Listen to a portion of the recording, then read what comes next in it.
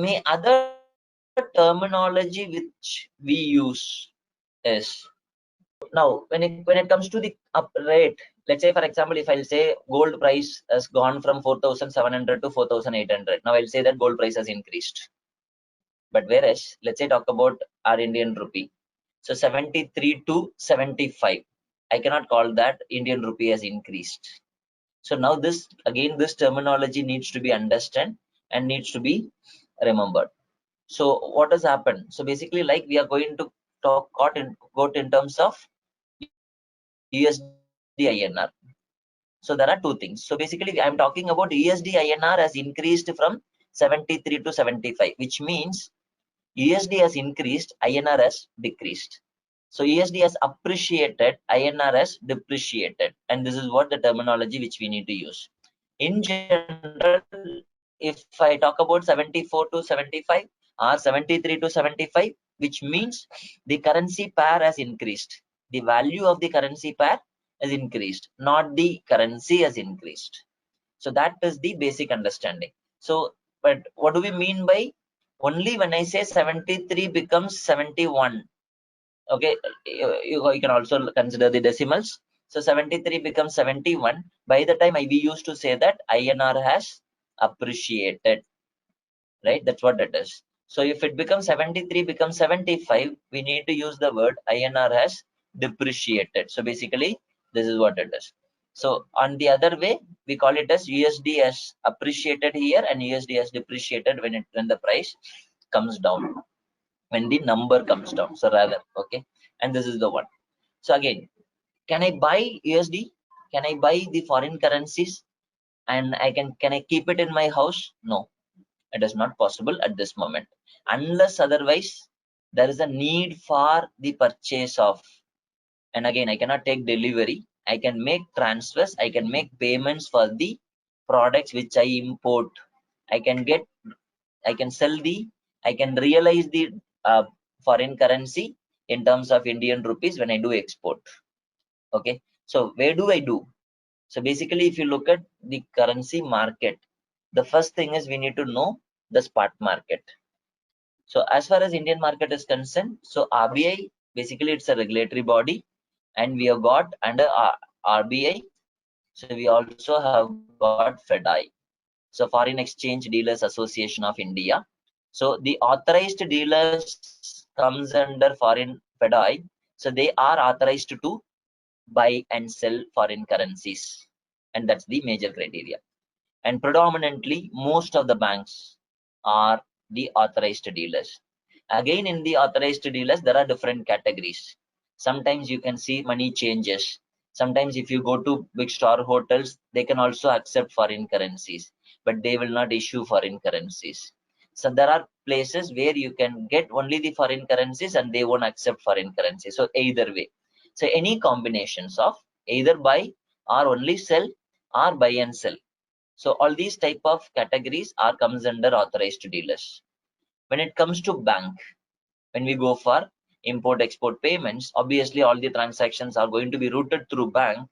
So now the market timing for the currency spot market, so which I'm talking about.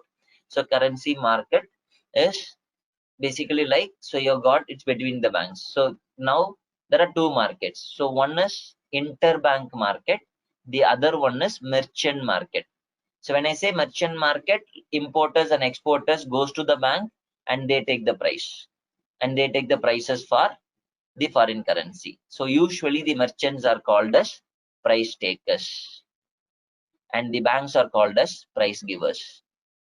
Now, so it sometimes the transaction may happen between the banks, because so let's say for example, in a particular bank, mostly the importers are coming, and in another bank the exporters are coming.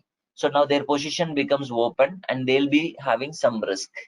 So by the time they need to take price or they need to give price according to their open positions, their trades. So now obviously there is going to be a transaction between banks.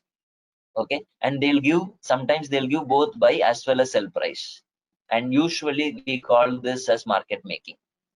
So they are doing some market making activities also during the interbank transactions. So if you look at the timings for the market interbank activities as well as the merchant markets. So usually the merchant market timing is the currency market timing in the spot market is between 9 to 5. So 9 a.m. to 5 p.m. And in that usually 9 to 4:30 p.m. will be the merchant market. So beyond 4:30 p.m. so they won't give prices or they won't take prices from the merchants.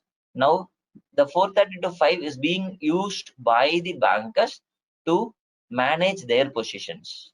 So that's where it is going to be your interbank market. So this is the market timings and how we can participate in the spot market.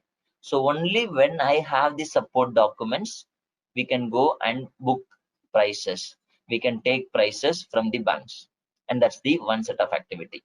Even if I'm traveling to other countries, I cannot buy and keep it foreign currency in our home. So we have to go with the tickets. We have to go with the visa. So only then we can able to take the prices from the sellers. Now coming back. So let's say for example, if I'm talking about the gold price again. So just for an understanding, so I said 4,700 rupees per gram. Sometimes we can also get the price saying that okay, 4,700.25 paise. 26 paise, 27 paise. So which is a 2 decimal code. And now we normally if you go to jeweler and they'll give you only one price. Whereas when we come to the exchange traded product normally. So if you look at the stock exchange, if you look at any other products, we'll get two-way price, two-way code. So there will be a bid price, there will be an ask price. When I say bid price, so bid price is nothing but the buying price. The price at which you are willing to buy. And the ask price is the price at which you are willing to sell. Okay, and so at any point of time when you ask for the price, because I don't know whether who are you a buyer or are you a seller. Let's say for example, assume I'll put it this way. So 73.40 is the buying price, on the other side 73.50 is the selling price. Now assume you are coming to me and you are asking for a USD price. If I quote 73.50 and you are planning to sell, I cannot accept it, because I am ready to buy only at 73.40. That is what my buying price is. And if you are planning to buy, and you have to look at your selling price. So I really do not know who are you. So to avoid this, the banks, the market participants, they always quote two-way codes.